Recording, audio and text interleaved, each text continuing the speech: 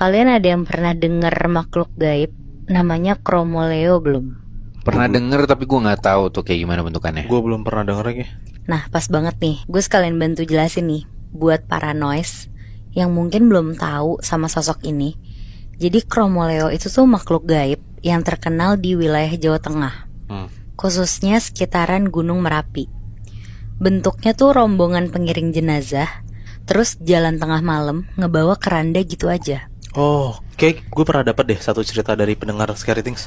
Iya, tapi namanya mungkin bukan Chromoleo ini ya. Iya, atau mungkin gak disebutin aja. Nah, banyak yang bilang wujudnya itu tuh tinggi-tinggi, terus gelap sekujur badan.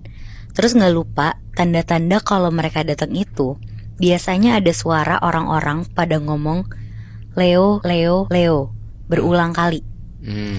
Nah, katanya juga kalau ketemu Chromoleo ini tandanya ada orang yang akan meninggal, atau bahkan si orang yang ngeliat bisa aja kena apes dalam berbagai hal. Wow. Persis sama cerita yang bakal gue bacain, Moebi.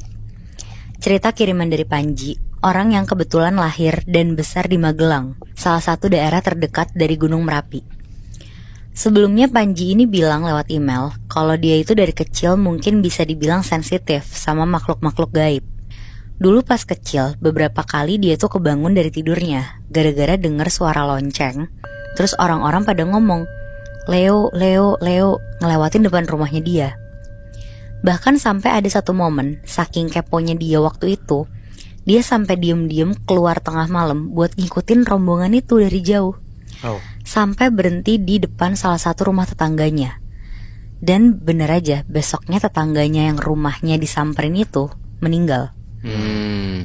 Bertahun-tahun Panji ngalamin pengalaman ini, dikiranya ya emang dia udah gak sensitif aja. Tapi ternyata pas kebetulan dia lagi KKN di kaki Gunung Merapi itu, Panji akhirnya ketemu lagi sama sosok Chromoleo dengan jarak yang jauh lebih dekat. Singkat ceritanya, intinya satu regu KKN Panji ini tuh kebetulan orang luar Jawa semua. Jadi Panji sebagai anak daerah dipercaya kayak jadi PJ logistik gitu. Tugasnya beli barang-barang, terus ngurus apapun itu keliling. Karena ya bisa dibilang dia lebih tahu medan, jalan, dan juga bisa bahasa Jawa lancar. Ada satu hari kebetulan ada kebutuhan buat bikin proker yang belum kebeli. Dan di sekitaran desa KKN-nya itu gak ada yang jual barang-barangnya. Otomatis harus ke kota. Dan karena Panji hafalnya Magelang, akhirnya kesana tuh, sekalian dia ada urusan keluarga juga.